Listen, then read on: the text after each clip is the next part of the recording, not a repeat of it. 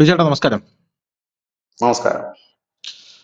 ചൈനയിൽ നിന്നും ബംഗ്ലാദേശിൽ നിന്നും വർദ്ധിച്ചു വരുന്ന സംഘർഷങ്ങൾക്കിടയിൽ ഇന്ത്യ വളരെ സുപ്രധാനമായിട്ടുള്ള ഒരു നീക്കം നമ്മുടെ ചിക്കൻ നെക്കിൽ നടത്തിയിട്ടുണ്ട്, അഥവാ നമ്മുടെ സിലിഗുറി കോറിഡോറിൽ നടത്തിയിട്ടുണ്ട് എന്നാണ് മനസ്സിലാകുന്നത്.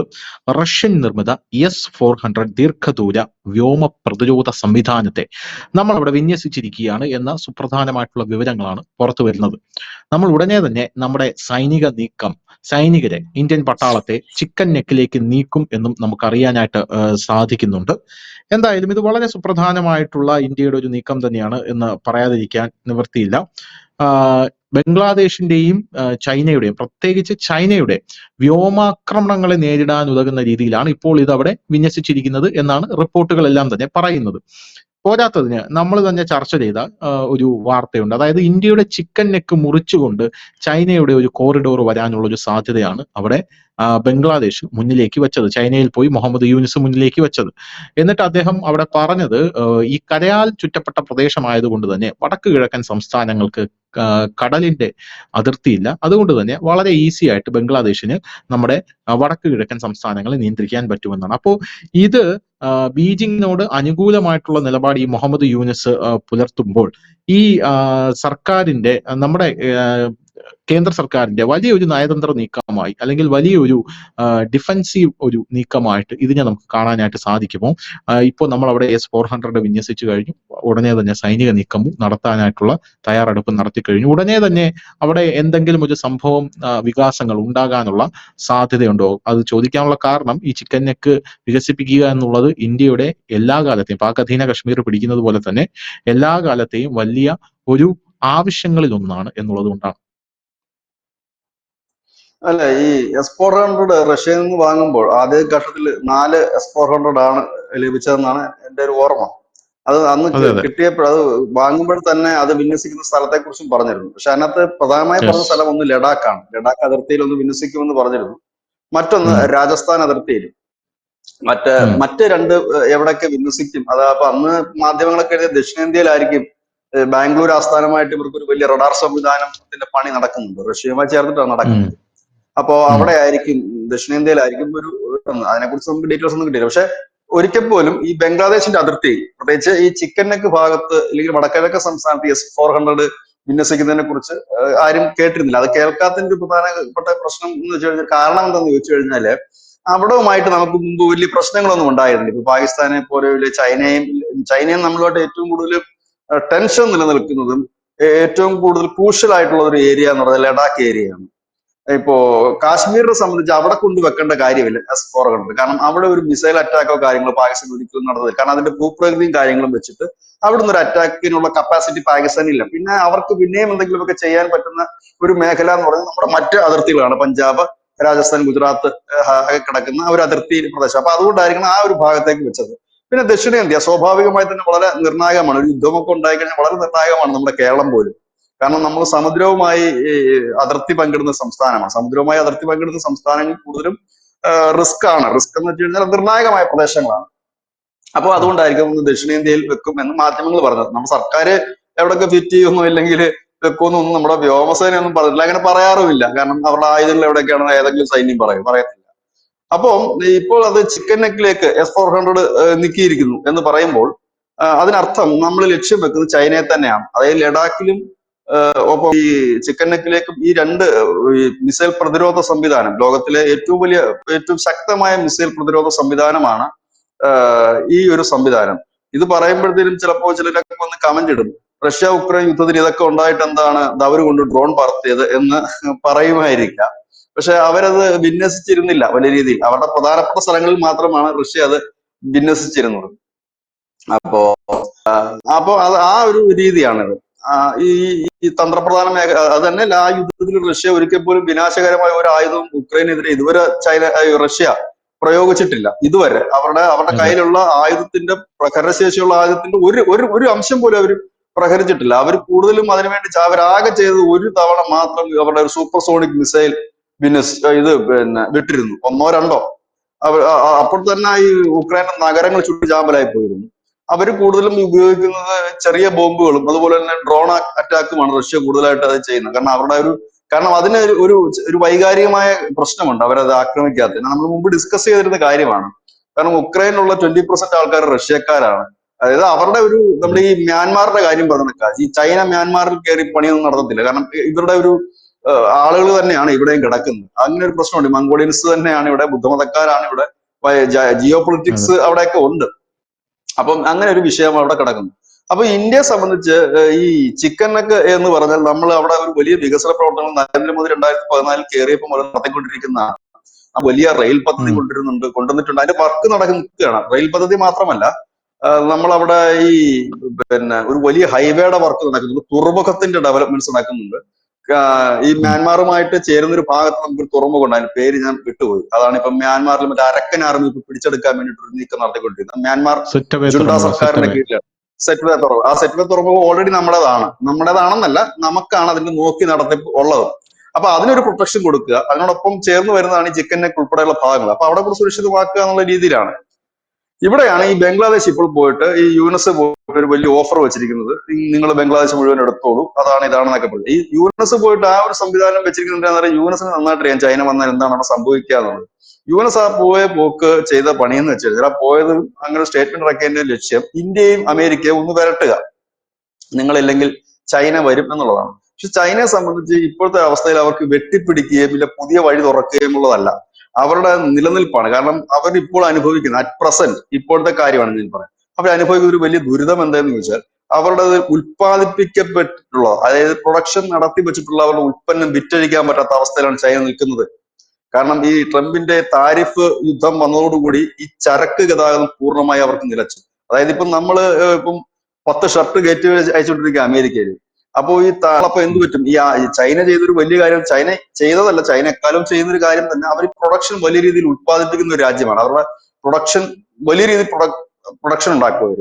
അതായത് ഇപ്പൊ ഒരു 10 യൂണിറ്റ് ഉണ്ടാക്കുകയാണെങ്കിൽ അത് ഡെയിലി 10-12 ഉണ്ടാക്കി അവരത് ഈ സപ്ലൈക്ക്, അതായത് നമ്മുടെ സപ്ലൈക്ക് ഒരിക്കലും ഒരു ബ്രേക്ക് ഉണ്ടാക്കാത്ത രീതിയിലാണ് അവർ പ്രൊഡക്ഷൻ എല്ലാത്തിനും ഉണ്ടാക്കുന്നത്. അങ്ങനെ അവർ കോടാനുകോടി രൂപയുടെ കാറ്, ഇലക്ട്രോണിക്സ്, അങ്ങനെ മറ്റു ഉൽപ്പന്നങ്ങളെല്ലാം നിർമ്മിച്ച് അത് എന്ത് ചെയ്യണമെന്നൊരു വലിയ കൺഫ്യൂഷനിലാണ് അവര് നിൽക്കുന്നത്. ഇന്ത്യയും ഇതേപോലത്തെ ഒരു അവസ്ഥയിലാണ്. നമ്മുടെ രാജ്യത്തിന് പിന്നെ അത്ര വലിയ കയറ്റുമതി ഒന്നും അമേരിക്കയിലേക്ക് ഇല്ലെങ്കിൽ പോലും നമ്മുടെ രാജ്യത്തുള്ള പരുത്തി വസ്ത്രങ്ങൾ, അതുപോലെ തന്നെ മരുന്നിനൊന്നും വലിയ ടാക്സ് ഒന്നും വരുന്നില്ല, പക്ഷെ പരുത്തി വസ്ത്രങ്ങൾ, സ്റ്റീല്, വജ്രാഭരണങ്ങള്, ഇതൊക്കെ വലിയൊരു ഹൈ പ്രൊഡക്ഷൻ നമ്മൾ ഉണ്ടാക്കി വെച്ച് കഴിഞ്ഞാൽ ഈ ടാക്സ് കൂടുതൽ വരുമ്പോഴത്തേക്കും അത് വിറ്റഴിക്കുക പ്രയാസകരമായിരിക്കും. അപ്പൊ അത് അവിടെ കെട്ടിക്കിടക്കുന്ന അവസ്ഥയിലാണ്. സ്വാഭാവികമായും നമ്മൾ ആലോചിക്കുന്നത് എങ്ങനെയെങ്കിലും വിറ്റഴിക്കുക എന്നുള്ളതാണ്. അതിന്റെ കാര്യങ്ങളാണ് ഇപ്പോൾ നടന്നു വരുന്നത്. അതാണ് ഇപ്പോൾ ചെറിയ ചെറിയ കാര്യങ്ങൾക്ക് പോലും ചൈനയും ഇന്ത്യയും ആശംസകൾ നേരുന്നതിന്റെ പിന്നിലുള്ളതാണ്. ഈ ഇന്ത്യയിൽ നിന്ന് ഇപ്പോൾ കയറ്റുമതി തുടങ്ങിയിട്ടുണ്ട് ചൈനയിലേക്ക്. കേട്ടാൽ നമുക്ക് അത്ഭുതം തോന്നും, ഒരുപക്ഷെ വലിയ നമുക്ക് ഞെട്ടല് തന്നെ വരും. ഇന്ത്യയിൽ നിന്ന് ചില ഇലക്ട്രോണിക് സാധനങ്ങൾ ചൈനയിലേക്ക് കയറി പോകുന്നുണ്ട്, ഇലക്ട്രോണിക് സാധനങ്ങളുടെ പാർട്സുകൾ. നമുക്ക് ചിരി വരും അല്ലെ അത് കേട്ട് കഴിഞ്ഞ്. കാരണം ചൈനയിൽ നിന്നാണ് ഈ ലോകത്തെമ്പാടെ ഇലക്ട്രോണിക് സാധനങ്ങൾ പോകുന്നതെങ്കിൽ ഇപ്പൊ ഇന്ത്യയിൽ നിന്ന് കയറി പോകുന്നുണ്ട്. അതിന്റെ കാരണം എന്ന് വെച്ചാൽ ഇന്ത്യയില് പ്രവർത്തിക്കുന്ന ഫാക്ടറികൾ, അവരുടെ കമ്പനികൾ തന്നെ ചൈനയിലും പ്രവർത്തിക്കുന്നുണ്ട്. അപ്പൊ അവരുടെ ഫാക്ടറികൾ, ഇന്ത്യയിൽ പ്രവർത്തിക്കുന്ന ഫാക്ടറികൾ എന്ന് പറഞ്ഞു കഴിഞ്ഞാൽ ഈ ഇലക്ട്രോണിക്സ് ഉൽപ്പന്നങ്ങൾ ഉണ്ടാക്കുന്ന ഫാക്ടറികളാണ്. ഈ ഉൽപ്പന്നങ്ങൾ ചൈനയെ കൊണ്ടുപോയാലേ ഇവരുടെ തന്നെ കമ്പനിയിൽ അവിടെ ഇത് ഫിറ്റ് ചെയ്യാൻ പറ്റത്തുള്ളൂ. അപ്പൊ അങ്ങനെ കുറച്ച് പോകുന്നുണ്ട്. അതുപോലെ തന്നെ ഇന്ത്യയിൽ നിന്ന് ഇപ്പൊ കൂടുതൽ കാര്യങ്ങൾ, അരി ഉൾപ്പെടെയുള്ള കാര്യങ്ങൾ ഇറക്കുമതി ചെയ്യാനുള്ള കരാർ ഇപ്പോൾ റെഡിയായിട്ട് വരുന്നുണ്ട്. അതിനുള്ള ചർച്ചകൾ നടന്നു വരുന്നുണ്ട്. ഒരുപാട് സാധനങ്ങൾ ഇന്ത്യയിൽ നിന്ന് ഇറക്കുമതി ചെയ്യാൻ ചൈന ഇപ്പോൾ തയ്യാറായിട്ടുണ്ട്. അങ്ങനെ വന്നു കഴിഞ്ഞാൽ സ്വാഭാവികമായും ഇന്ത്യ ചൈനയ്ക്ക് ചില ഇളവുകൾ നൽകും. ഇപ്പൊ നമ്മൾ ചൈനയ്ക്ക് ചില കാര്യങ്ങൾക്ക് നൽകിയിരിക്കുന്നത് 102% താരിഫാണ്, ടാക്സ് ആണ്, നമ്മൾ നികുതിയാണ് നമ്മൾ അവർക്ക് ചുമത്തിയിരിക്കുന്നത്. അതിനൊക്കെ ഇളവ് ചെയ്യാന്നുണ്ടെങ്കിൽ ചൈനയുടെ വിഷയം കുറച്ചൊക്കെ പരിഹരിക്കപ്പെടും. ഇപ്പൊ നമ്മൾ കുറച്ച് ദിവസങ്ങൾക്ക് മുമ്പ് ഒരു വലിയ വാഹന കമ്പനിയാണ് ഈ BYD എന്ന് പറയുന്ന ഒരു വലിയ വാഹന കമ്പനി. ആ വാഹന കമ്പനി ഇന്ത്യയിലേക്ക് വരുന്നു. അവര് ഇവിടെ തെലങ്കാനയിൽ ഹൈദരാബാദില് അവർ 500 ഏക്കർ സ്ഥലം കണ്ടെത്തി. അവരുടെ പ്രൊഡക്ഷൻ കപ്പാസിറ്റി 6 ലക്ഷം കാറാണ് പ്രതിവർഷം എന്നാണ് പറയുന്നത്. 6 ലക്ഷം കാർ നമ്മുടെ ഇന്ത്യയിൽ ഒരു കമ്പനി അത്തരത്തിലുള്ള കാർ ഇറക്കുന്നില്ല. അവർ പറയുന്നത് 6 ലക്ഷമൊക്കെ ഇറക്കും. ഇത് എങ്ങനെയാണെന്ന് സാധ്യമാകുന്ന അറിയുന്നില്ല.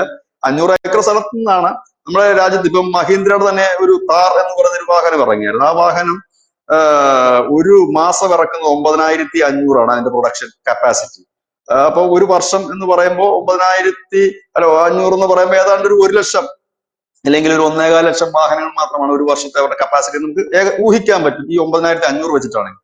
ഇവർ ഈ 6 ലക്ഷമൊക്കെ ഇറക്കുക എന്ന് പറഞ്ഞാൽ അത് മാത്രമല്ല, ഈ 6 ലക്ഷം ഇറക്കുന്നതിന്റെ ഒരു കാര്യങ്ങളുണ്ട്. അപ്പൊ നമുക്ക് സ്വാഭാവികമായിട്ട് തോന്നും ഈ ഇത്രയും വണ്ടികളൊക്കെ ഒന്നിച്ചിറങ്ങി കഴിഞ്ഞാൽ വിറ്റ് പോകുമെന്ന് ചോദിച്ചു കഴിഞ്ഞാൽ സാധ്യതകളുണ്ട്. കാരണം ഈ അവരുടെ വാഹനങ്ങളെല്ലാം വില കുറഞ്ഞ വാഹനങ്ങളാണ്. വില കുറഞ്ഞ ഇലക്ട്രിക്കൽ വാഹനം കിട്ടി. ഇപ്പൊ അവരുടെ തന്നെ ഒരു വാഹനം ഈ ഇന്ത്യയിൽ, കേരളത്തിലടക്കം അത് നല്ല രീതിയിൽ വിറ്റ് പോകുന്നുണ്ടത്. അപ്പൊ ഒരു 5 ലക്ഷം രൂപയ്ക്കോ 4 ലക്ഷം രൂപയ്ക്കോ 3 ലക്ഷം രൂപയ്ക്കോ ചൈനയല്ലേ ഇലക്ട്രിക്കൽ വാഹനം ഇറക്കി കഴിഞ്ഞാൽ ചൂടപ്പം പോലെ വിറ്റ് പോകും. അപ്പൊ അവർക്ക് ചിലവരുടെ വണ്ടി ഇറക്കാൻ പറ്റും. എന്തായാലും 6 ലക്ഷം എന്നുള്ളത് ഒരു അതിശയകരമായ ഒരു നമ്പർ തന്നെയാണ്. ഇനി 60,000 ആണോ ഈ പ്രസിദ്ധീകരിച്ച മാധ്യമത്തിൽ ഒരു പൂജ്യം കൂടി പോയതാണോ എന്ന് അറിയില്ല. ഏതായാലും ഇങ്ങനെയാണ് അതിന്റെ ഒരു കാര്യം നിൽക്കുന്നത്. അപ്പോ ഇത് ചൈന അങ്ങനെ ആഗ്രഹം. അപ്പൊ ആ ഒരു അവസ്ഥയിൽ ചൈന ഒരിക്കലും കയറി ബംഗ്ലാദേശിന് ഒരുപക്ഷെ പുറമേ നിന്നുള്ള സപ്പോർട്ട് ചൈന കൊടുത്താലും ചൈന പിൻവലിയാനുള്ള സാധ്യതകളാണ് കൂടുതൽ. നമ്മൾ കണ്ടതാണ് ചൈന പലപ്പോഴും പിൻവലിഞ്ഞ് നിൽക്കുന്ന ഒരു കാഴ്ച കണ്ടത്. പാകിസ്ഥാനിൽ നിന്ന് അവർക്ക് സപ്പോർട്ട് കൊടുത്തിട്ട് അവസാന നിമിഷത്തിൽ അവിടെ നിന്നും പിൻവലിഞ്ഞിട്ടുണ്ട് പല സ്ഥലത്തുനിന്നും ചൈന. നിങ്ങളുടെ പാടായി എന്ന് പറഞ്ഞുകൊണ്ട്. കാരണം ഈ ബലൂചിസ്ഥാനിലൊക്കെ ചൈനയ്ക്ക് താല്പര്യമുള്ള റോഡ് വെട്ടിക്കൊണ്ടിരിക്കുകയാണ്. അവിടെ ഇത്രയും വിഷയം ഉണ്ടായിട്ട് ഒരിക്കൽ പോലും ചൈന അവിടെ കൊണ്ട് പാകിസ്ഥാനിന് സപ്പോർട്ട് കൊടുക്കുകയോ അവരുടെ സൈനികരെ കൊണ്ട്, കാരണം ഒരു രാജ്യവും തങ്ങളുടെ സൈനികരെ മറ്റൊരു രാജ്യത്തിന് ബലിയാടാക്കാൻ ശ്രമിക്കില്ല. കാരണം വലിയ ചെലവ് മുടക്കിയാണ് ഒരു സൈനികനെ ഒരു രാജ്യം വികസിപ്പിച്ചെടുക്കുന്നത്. ഇല്ലെങ്കിൽ അവന് പരിശീലനം കൊടുത്ത് ആ ചെല്ലും ചെലവും കൊടുത്ത് സ്വന്തം രാജ്യത്തിന്റെ പ്രൊട്ടക്ഷൻ വേണ്ടിയിട്ട് അവിടെ കൊണ്ടൊന്നും കൊടുക്കില്ല. പിന്നെ രാജീവ് ഗാന്ധി കണക്കുള്ള ചില ഭരണാധികാരികളിൽ തമിഴ്നാട്ടില് കൊണ്ടുവന്ന് നമ്മുടെ സൈനികരെ കൊണ്ട് ഇറക്കി എന്നുള്ളത് ഉണ്ട്. നമ്മുടെ ഒരു നമ്മുടെ ചരിത്രത്തിലെ ഒരു കറുത്ത പൊട്ടായിരിക്കണം. എന്ന് വെച്ചാൽ നമ്മുടെ ഇന്ത്യൻ സൈനികർ പുറത്ത് പോകുന്നില്ലെന്നുള്ളതല്ല, നമ്മുടെ ഇന്ത്യൻ സൈനികരുടെ ബറ്റാലിയൻ ഒക്കെ പോകുന്നുണ്ട്. അത് ഈ ഐക്യരാഷ്ട്രസഭയുടെ സമാധാന സേനാംഗങ്ങളുടെ ഭാഗമായിട്ട് പോകുന്നു. അത് എല്ലാ രാജ്യക്കാരും അവരുടെ സേനയിലെ ഒരു ചെറിയ വിഭാഗത്തിന് വിട്ടുകൊടുക്കാറുണ്ട്. ഡെപ്യൂട്ടേഷൻ പോലെ നമ്മൾ വിട്ടുകൊടുക്കാറുണ്ട്. നമ്മുടെ സേന കുറച്ചുനാള് അഫ്ഗാനിസ്ഥാനിലും പ്രവർത്തിച്ചിട്ടുണ്ട്. നമ്മൾ വഴി ടൈപ്പ് സ്നേഹത്തിലിരുന്ന സമയത്ത് അവരാവശ്യപ്പെട്ടിട്ട് നമ്മൾ കുറച്ച് പോയിട്ടുണ്ട്. അല്ലാതെ ഒരു ഇസ്രായേലിലൊക്കെ നമ്മുടെ സേന പോയിട്ടുണ്ട്. അത് അവരാവശ്യപ്പെട്ടതിന് പുറത്ത് പോയത്. അല്ലാതെ നമ്മൾ അവിടെ പോയിട്ട് ഹമാസിനെതിരെയോ അല്ലെങ്കിൽ ഹിസ്ബുള്ളക്കെതിരെയോ യുദ്ധം ചെയ്യാൻ വേണ്ടിയിട്ടല്ല നമ്മുടെ സേന പോയത്.